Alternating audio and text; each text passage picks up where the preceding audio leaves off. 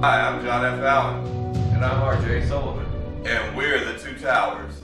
Greetings and welcome to the Two Towers Talk Show. I'm your host, John F. Allen, Tower 1. I'm Tower 2, R.J. Sullivan.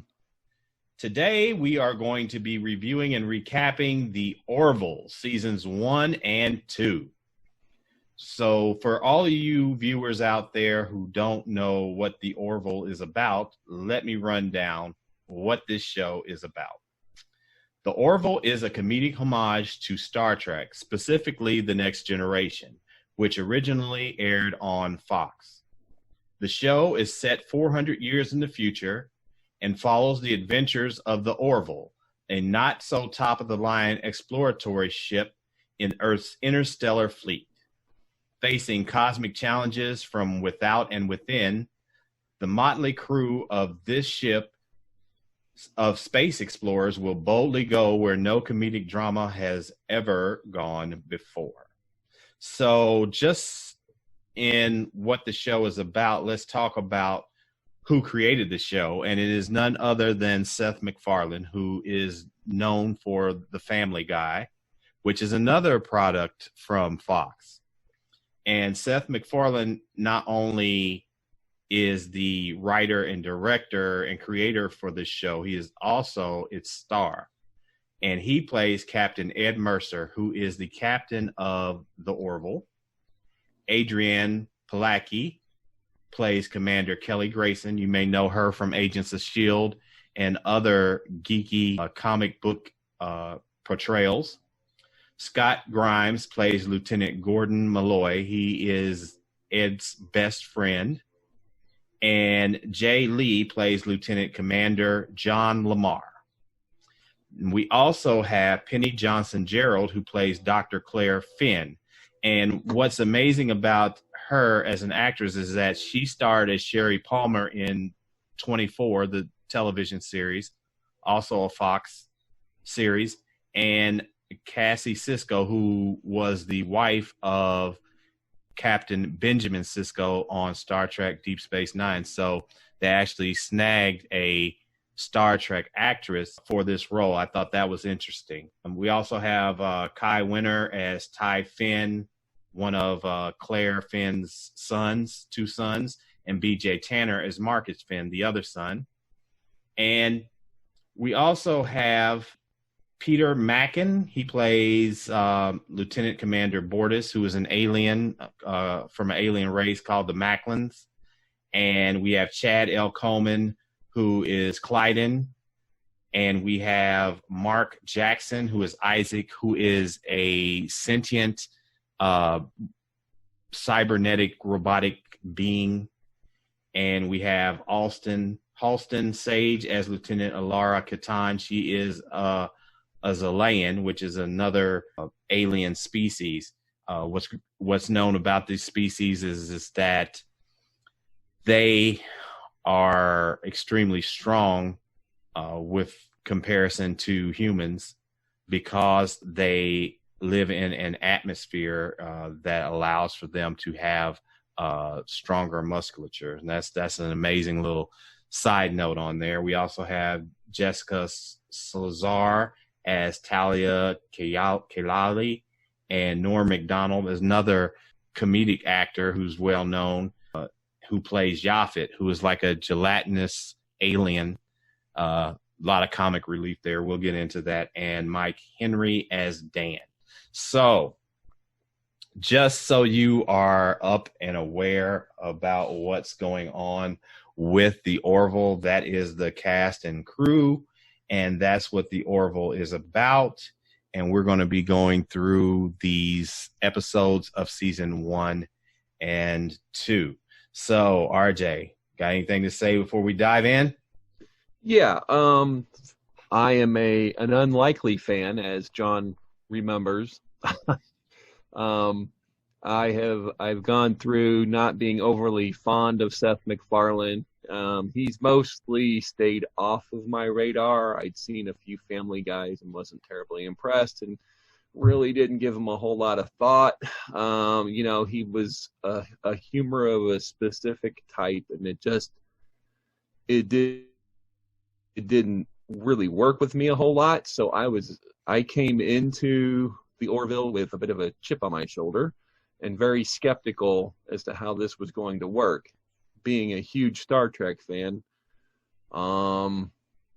that was another concern. I've seen Star Trek beat down quite a bit by a number of people, and I didn't want to see that trend continue. And let's just say over time, as we go through these episodes, I'll specifically call out my thoughts as we go through these. But, you know, I came around to the vision of the series. I came around to Seth MacFarlane's genuine fondness for Star Trek, and that this was actually a love letter to Star Trek, and that, you know, whatever faults I may find in the show, and I do have a few, it is genuine, and it is coming from a good place. And so I eventually came on board over time, and I've come to really champion the show and greatly appreciate it. So John, I think it's fair to say, was more optimistic going in, and you know, has remained optimistic about it. Just a couple side notes that I think are worth mentioning. All the episodes are on Hulu. They've remained on Hulu, so you can go check it out at any time if you have a Hulu subscription. And then we'll get into the future of the show at its proper time. All right. We discuss that. All right. And just to chime in, yes, I'm a fan of Seth MacFarlane. I actually really liked Family Guy. I think that there's some controversy with his humor because he hits social justice topics over the head. And I think a lot of people are just gruntled by that or shocked by that. I don't know the man personally, and I can't speak to who he is as a person, but I think that a lot of it is tongue-in-cheek to bring awareness to the ridiculousness of how people act when they are acting in a way that is not kind and that is not accepting of other people. And I think that sometimes it can rub even the people who are intended to uplift in a way that makes them disgruntled. And that's how I see it. Now, that's just my personal opinion on it.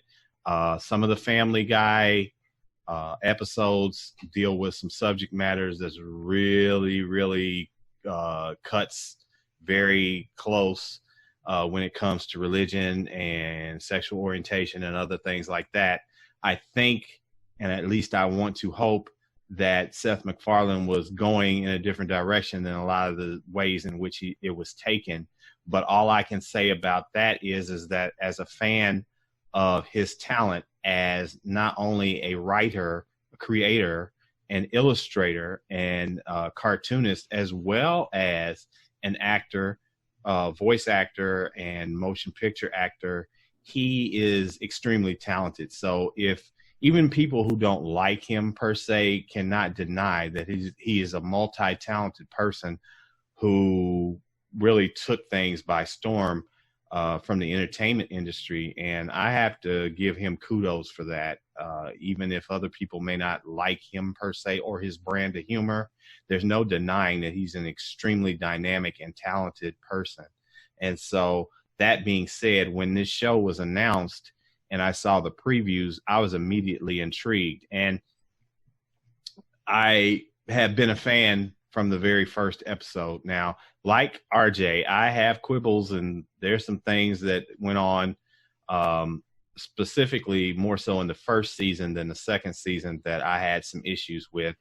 And I think it's worth mentioning that even Seth MacFarlane himself had issues with because of the studio and what they were expecting didn't quite jive with what he wanted to do. We'll get into that a little bit later, but I just wanted to piggyback on what RJ said. So let's begin with season 1, and that's Old Wounds. And basically this show introduces the crew of the Orville, this particular episode. And it's interesting in that it's a love story and it's also a redemption arc, and there's a lot of drama in here that, to be honest, I wasn't expecting from Seth MacFarlane. I was expecting this to not have any drama at all. I mean, I was almost expecting there to be a live audience or a laugh track in this thing. What are your thoughts, RJ? Well, coming into it years ago, I remember with the chip on my shoulder and not expecting to like it. It seemed like my fears were validated because it leads with the domestic infidelity between Ed and Kelly. I mean, that is literally the first scene we get, and I was like, oh, okay, this isn't going to be a science fiction show. This is going to be a domestic drama, which really I was not ready for that, and I have to say, kind of set me up for not really liking the show very much. Now, I appreciated once the hour got going, that they kind of established that, I guess, if you've not seen this, we're just going to get right into spoilers because we're doing an overview of the 2 seasons. So we're going to kind of touch on key points that we feel worth commenting on, whether they're spoilers or not. But we come to find out that Ed really didn't qualify to earn the Orville on his own, but that pulling the strings with administration, and that even though they were divorced and it was a bitter and angry divorce, that she's still kind of looking out for him and loves him, and at this point he doesn't know that. So I did find that a little bit interesting. I've never really watched the idea of all these different Star Trek permutations and having a divorced couple. I was like, okay, this could be interesting. But I really wasn't ready for it to go there and to jump and to kind of lead with that.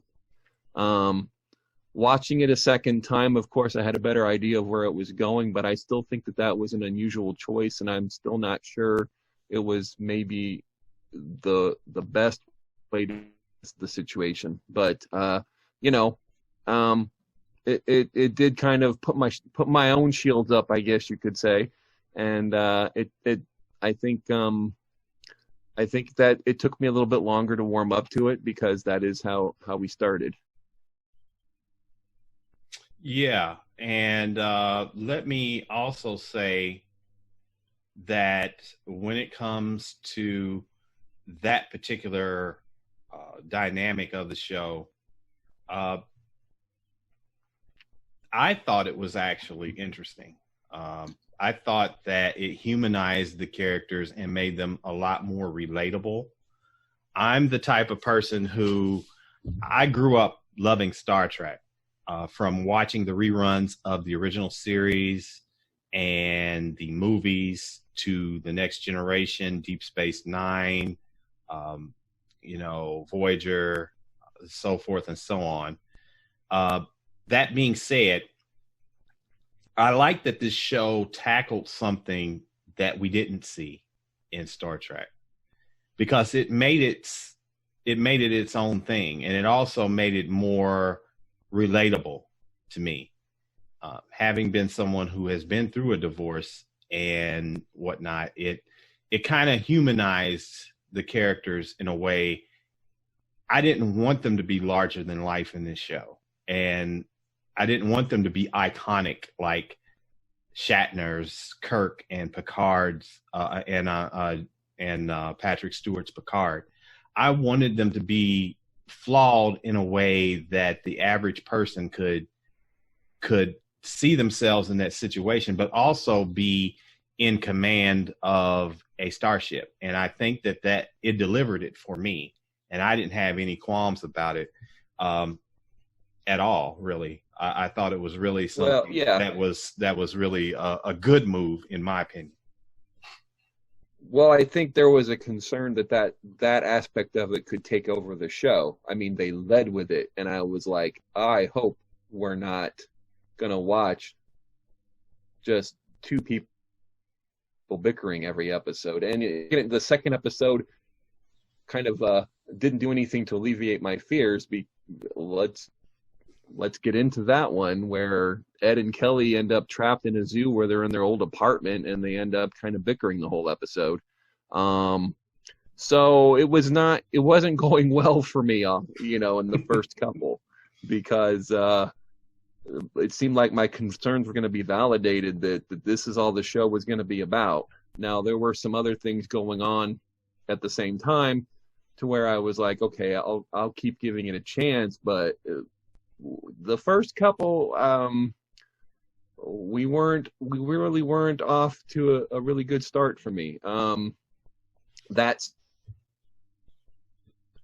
also need to back up, and I rewatched the entire 2 years over the last couple weeks, and when you know that the show is pretty decent and it has a solid foundation and that we're going good places and that chip is no longer there, these episodes go down a little bit better. Mm-hmm. I'm kind of having two conversations about the first time I watched it and then the second time going back through it. I could appreciate what it was trying to do when I rewatched it.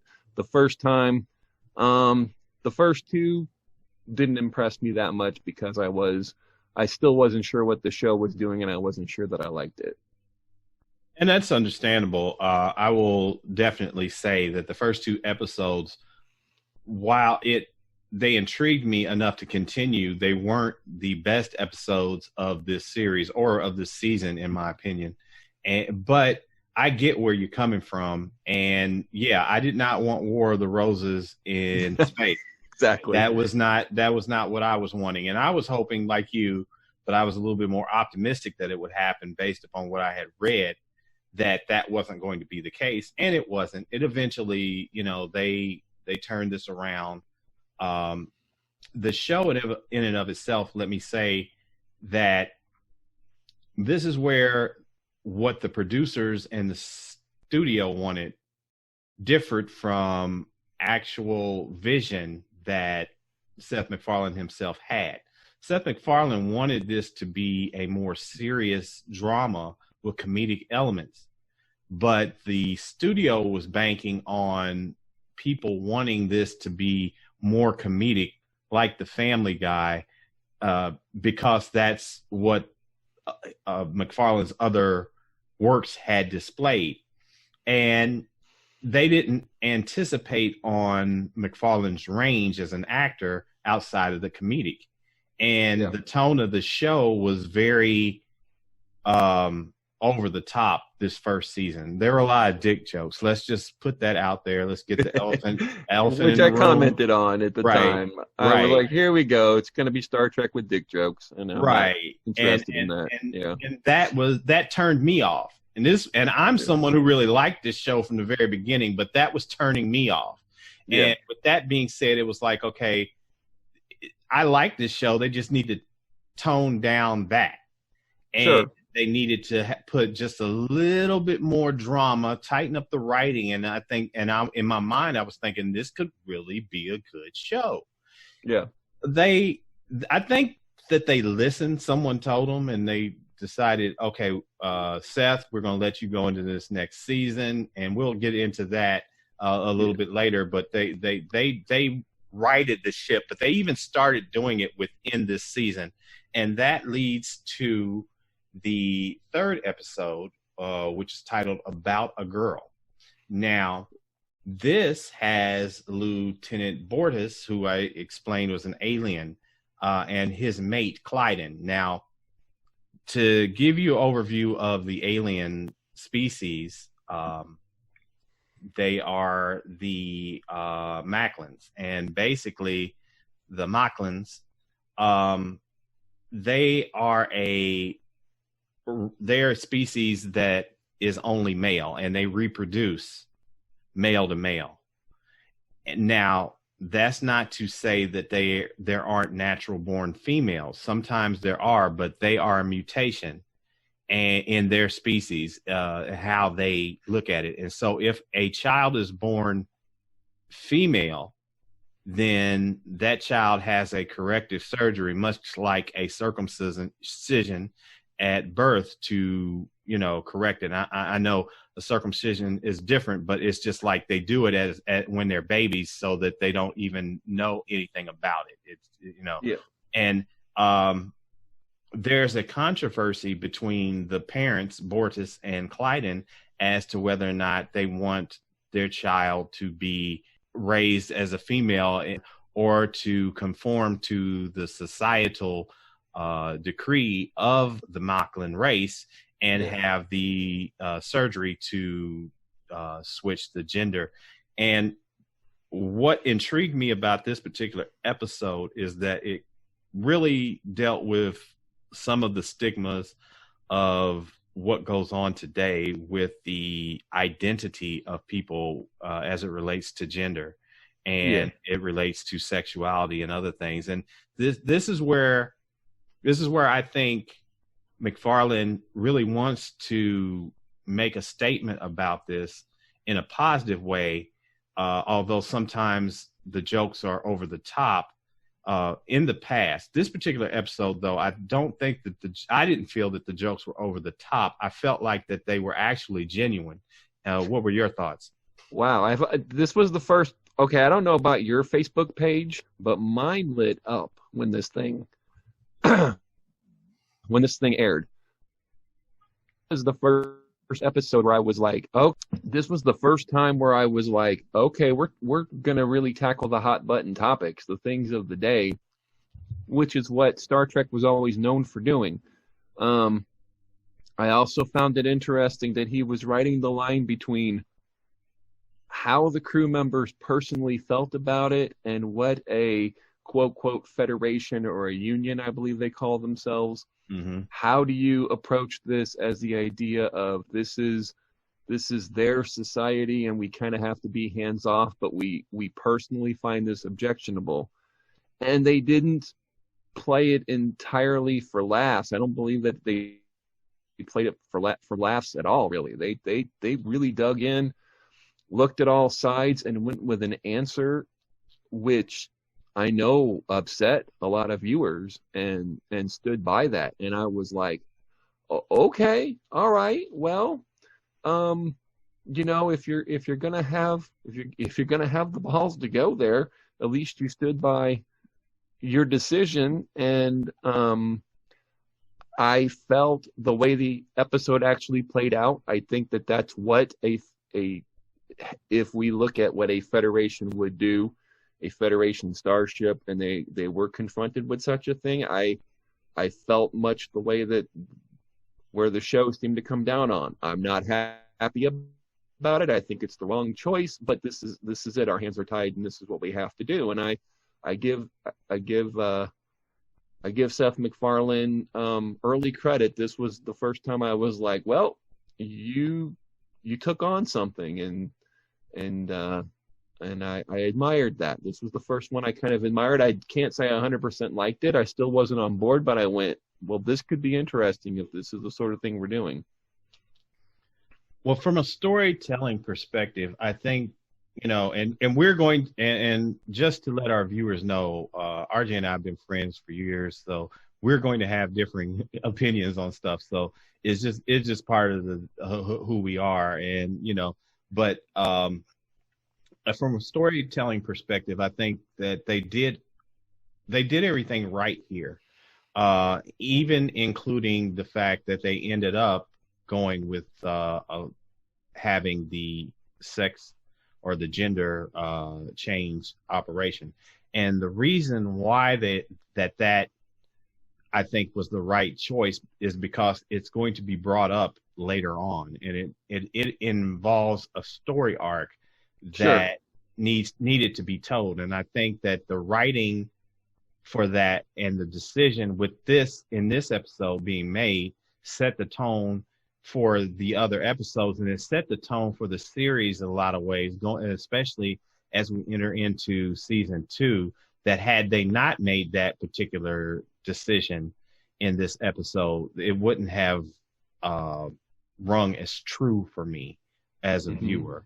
And I think that even though from a personal perspective in the real world that, I would have preferred there have been a different outcome.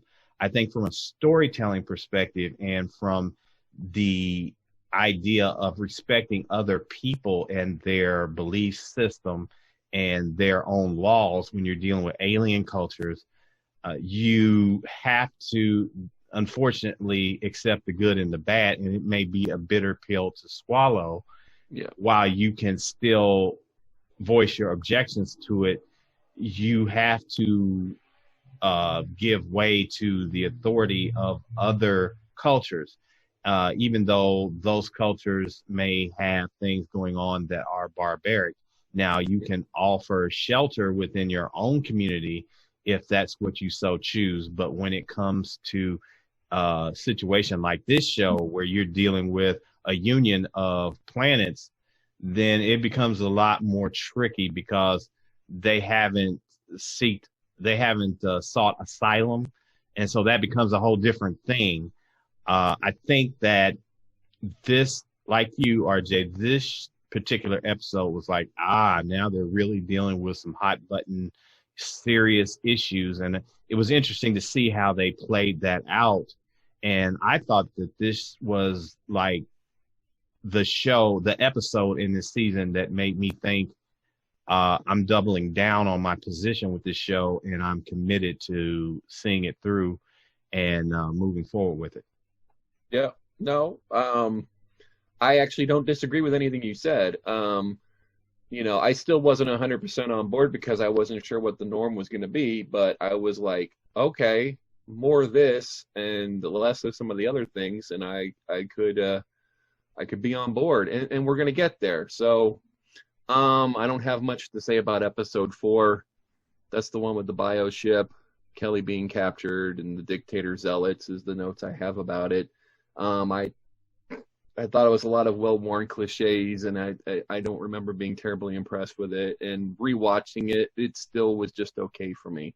So I don't have much to say about that episode. If the stars should appear, yeah.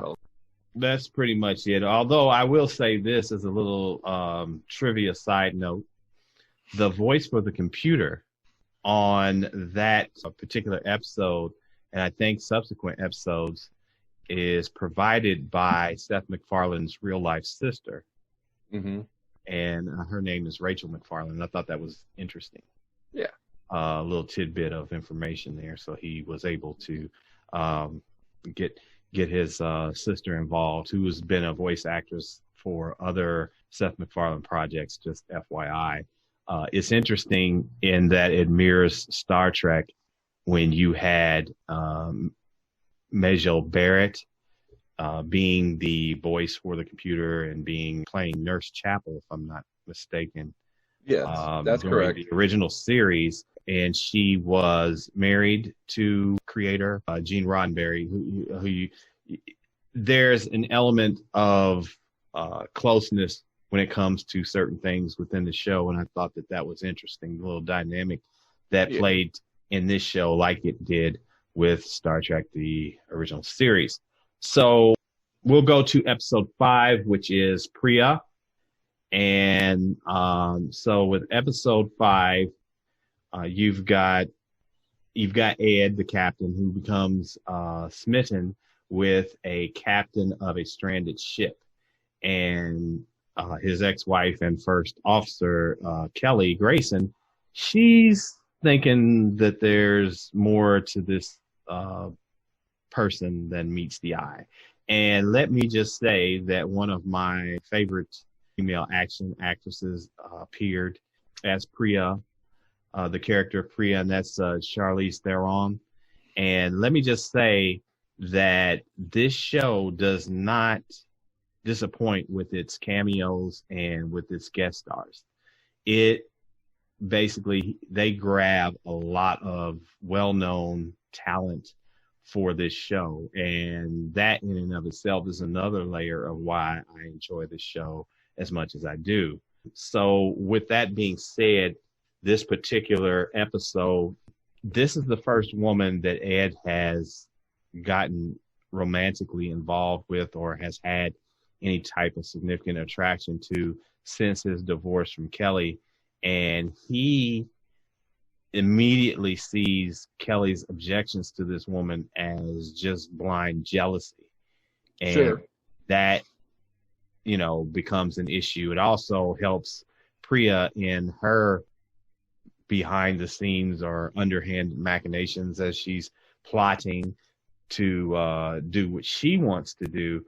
It kind of helps to fuel the chasm between Ed and Kelly, which is an interesting dynamic on a show like this. What are your thoughts? Yeah, it was a solid episode. It wasn't a favorite, but it kept me watching, waiting to see where we were going with it. But Charlize Theron is, this is a different level.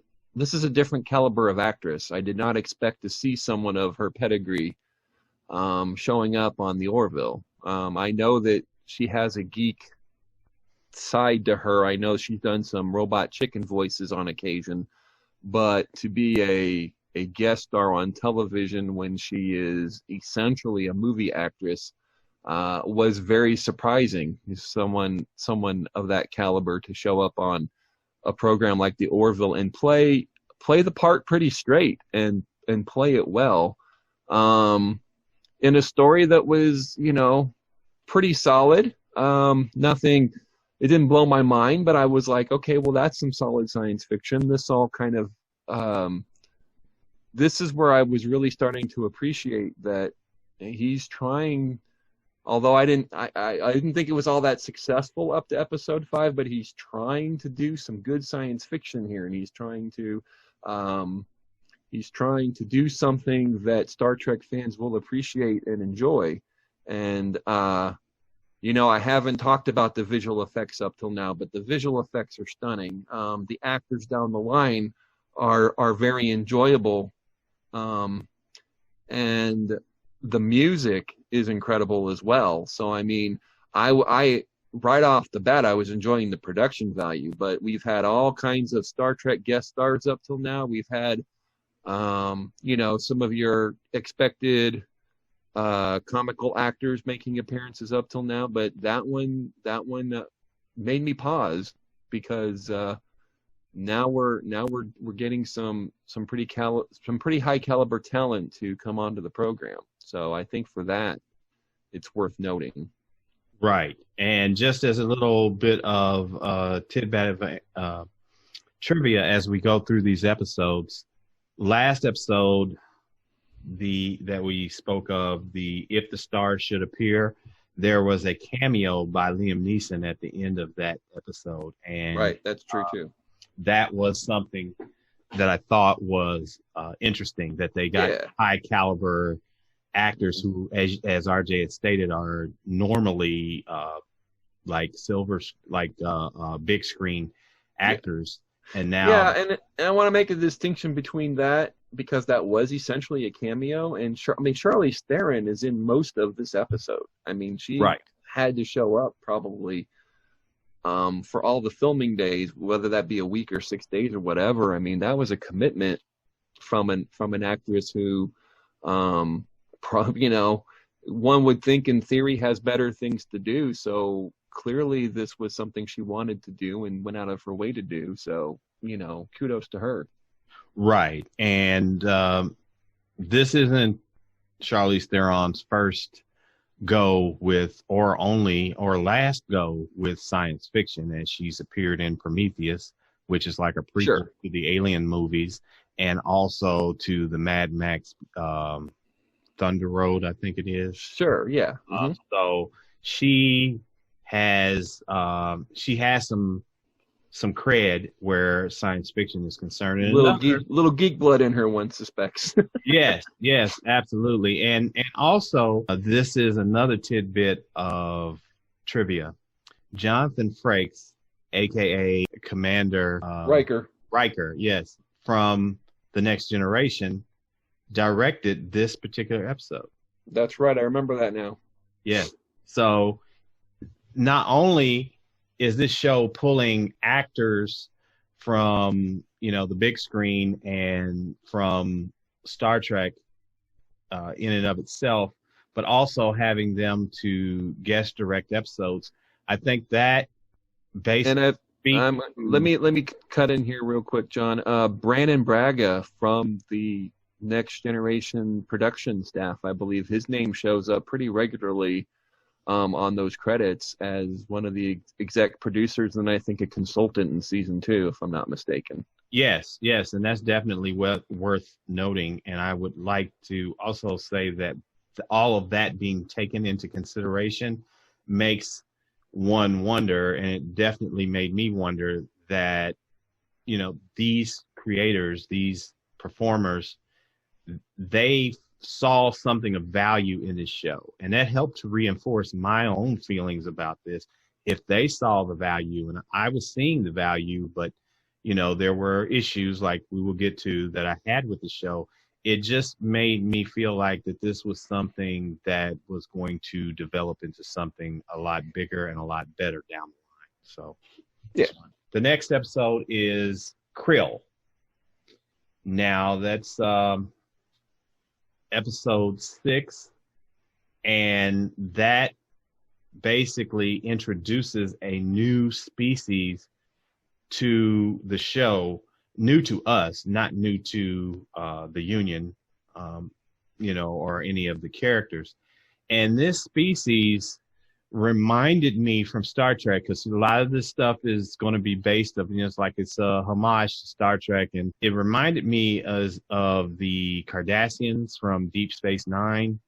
If you mix them a little bit with the Romulans, and you kind of merge them together.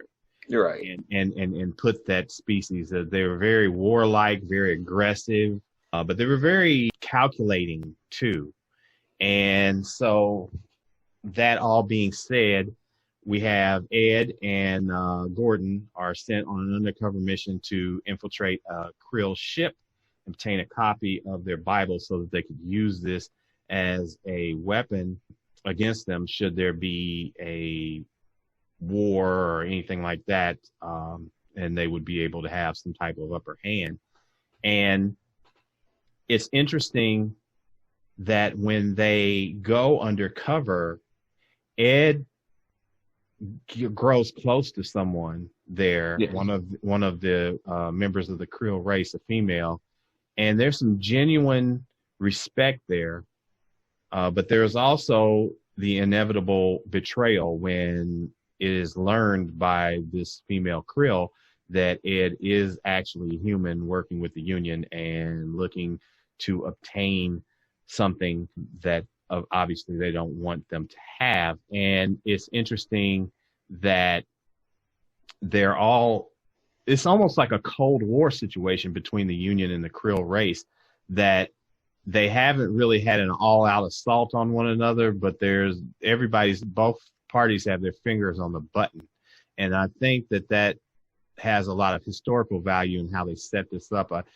I can't say that this is my favorite episode, but after the past episode, this is another episode that's like, okay, they're getting better.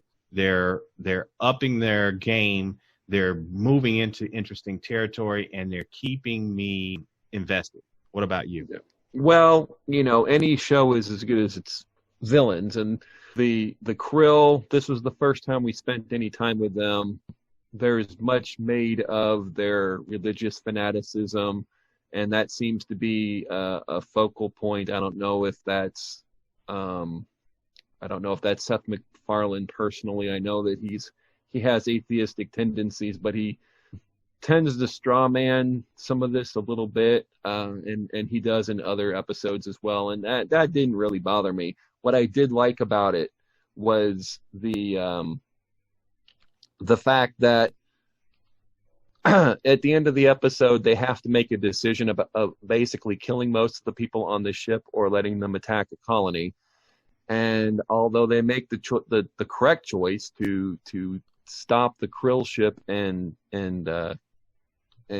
well, basically because they're allergic to ultraviolet light, they just crank the lights up. But then he has the one person he's grown close to who is a teacher, and their students, they make sure that the light does not come on in that one room. So he went out of his way to protect certain people and also tried to make it right, tried to explain, hey, this is what we had to do because the consequences would have been far greater. And of course, it doesn't do him any good.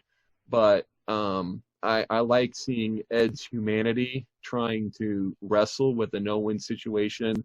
And, he really wasn't able to come up with a successful solution for everybody. But now he has something he kind of has to live with this episode. So I appreciated some of the nuances in this episode. I thought there was some neat stuff going on.